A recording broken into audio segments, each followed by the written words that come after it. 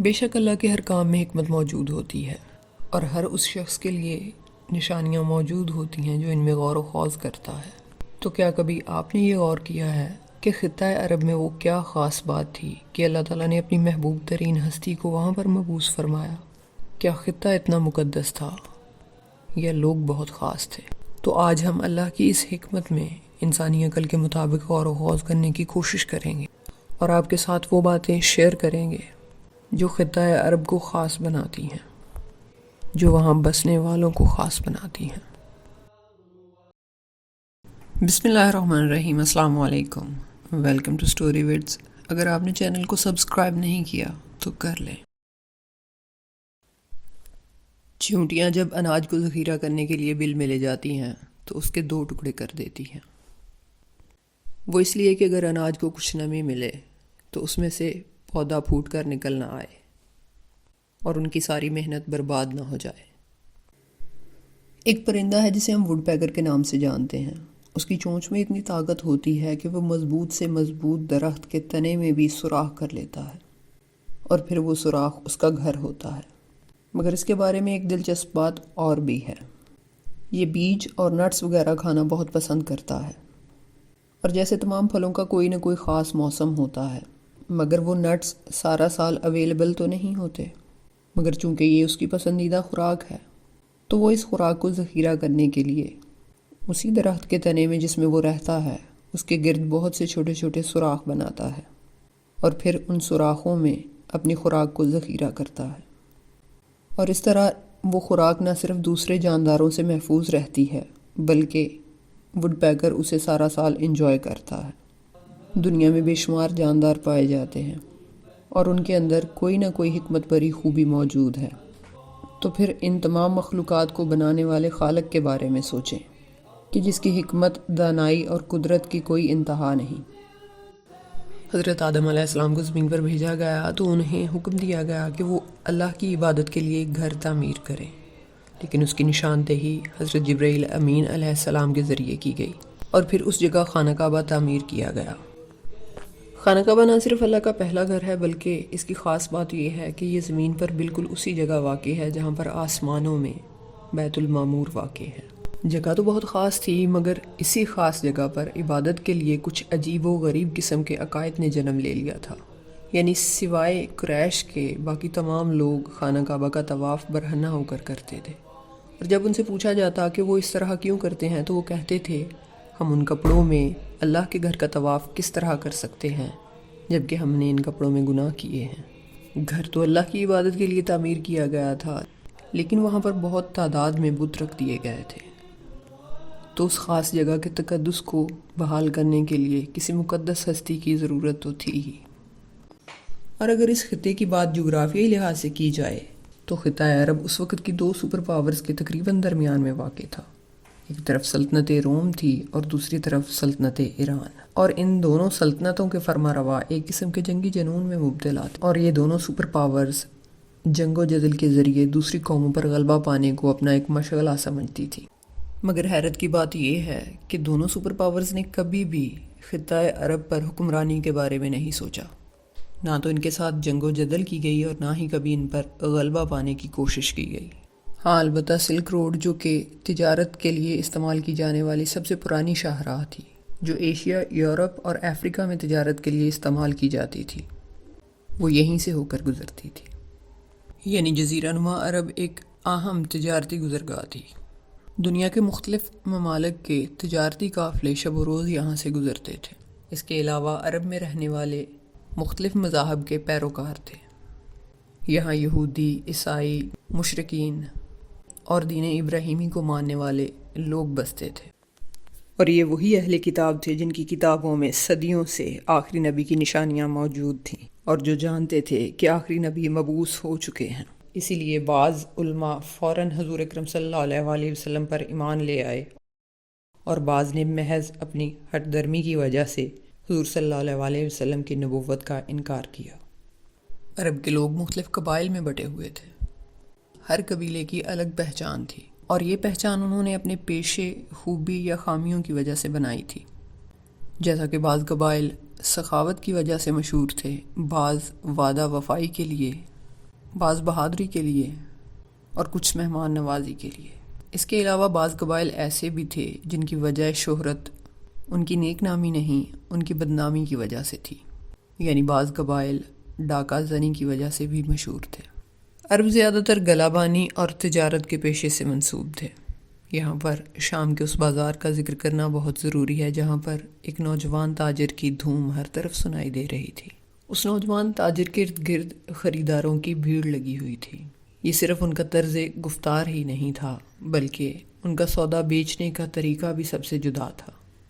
وہ اپنے سامان کی خوبیاں اور خامیاں گاہکوں کو پہلے بتا رہے تھے، اور یہی وجہ تھی کہ وہ سب سے پہلے اپنا مال تجارت فروخت کر کے وہاں سے روانہ ہو گئے۔ اور یہ کوئی اور نہیں تھا، یہ ہمارے آقا کریم علیہ الصلوۃ والسلام حضرت محمد صلی اللہ علیہ وآلہ وسلم تھے۔ یوں تو ساری دنیا میں دور ظلمت کا تھا، لیکن اس خطے میں جاہلیت عروج پر تھی، مگر کچھ خوبیاں عربوں میں ایسی پائی جاتی تھیں جو انہیں پوری دنیا میں ممتاز کرتی تھی۔ عرب ہمیشہ سے آزاد تھے، وہ موت کو غلامی پر ترجیح دیتے تھے۔ وہ اتنے بہادر تھے کہ اپنے سے کئی گنا بڑے دشمن کے ساتھ لڑ جاتے تھے۔ وہ وعدہ کرتے تھے تو پورا کرنے کے لیے جی جان لگا دیتے تھے۔ وہ نبھانا جانتے تھے، دوستی ہو یا دشمنی۔ حسب نسب کو جس طرح وہ لوگ محفوظ کرتے تھے، ایسی مثال دنیا میں نہیں ملتی۔ انسان تو انسان، وہ تو جانوروں کے نسب کو بھی بہت اہمیت دیتے تھے، اور یہی تو وہ خاص خوبیاں تھیں جو انہیں اللہ کی طرف سے خاص طور پر عطا کی گئی تھیں۔ ان کی بہادری کی مثال اس سے بہتر اور کیا ہو سکتی ہے کہ تعداد میں 313 تھے، جنگی ساز و سامان کی بھی قلت تھی، مگر اپنے سے کئی گنا بڑے لشکر کے ساتھ لڑ گئے۔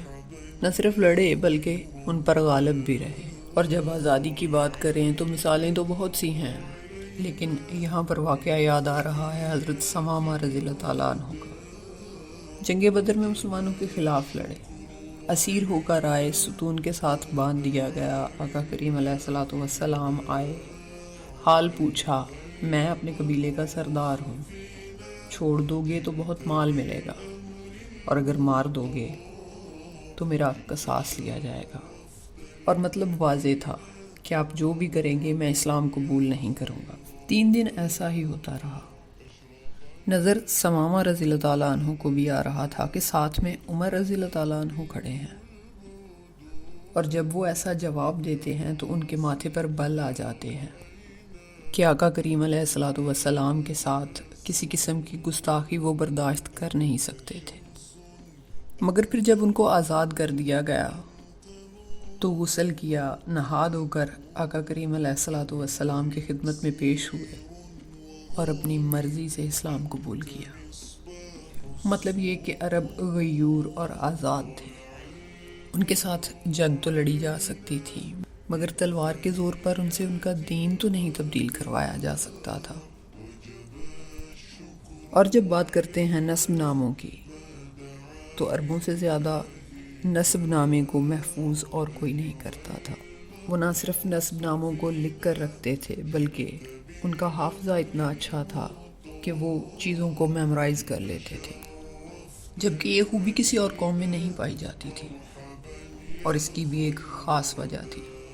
بے شک اللہ ہر چیز پر قادر ہے، وہ جب بھی کوئی چیز کرنا چاہتا ہے تو اس کے لیے ایسے اسباب پیدا فرما دیتا ہے کہ وہ حالات کے بالکل موافق ہوتے ہیں۔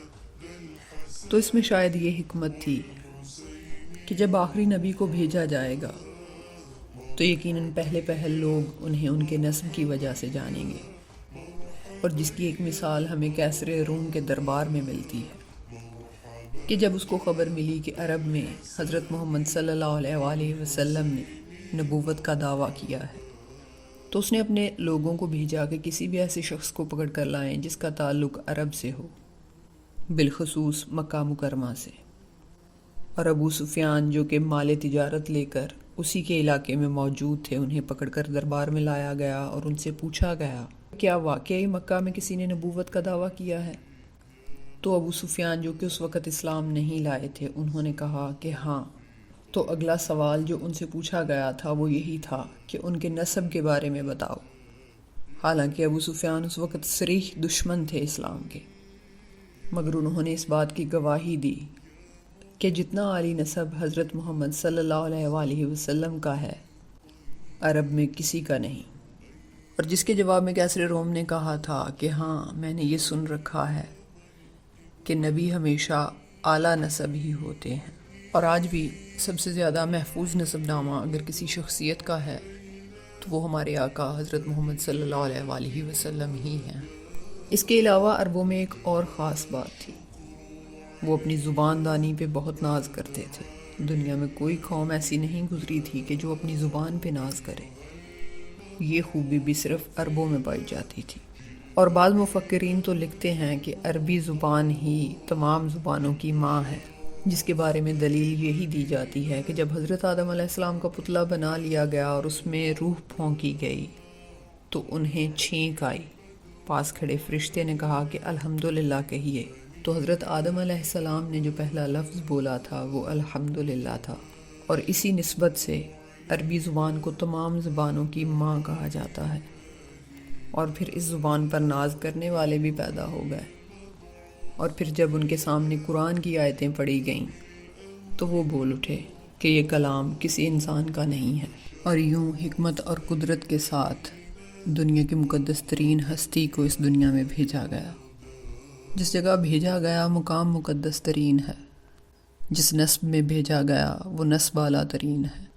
جو اصحاب دیے گئے وہ ایک اشارے پر جان نچھاور کرنے کے لیے تیار بیٹھے رہتے تھے۔ جو کلام دیا گیا اسے قیامت تک کے لیے محفوظ کر دیا گیا۔ وہ شان دی گئی کہ جسے بیان کرنے کے لیے زندگی کافی نہیں۔ ہاں، دور جاہلیت کا تھا، مگر شمع کو روشن ہی تب کیا جاتا ہے جب اندھیرا حد سے بڑھ جائے۔ تو پھر نور و ہدایت کی وہ شمع روشن کر دی گئی جو ازل تک روشن رہے گی۔ کامنٹ سیکشن میں اپنی رائے کا اظہار ضرور کیجیے گا، دعا میں یاد رکھیے گا۔ اللہ حافظ۔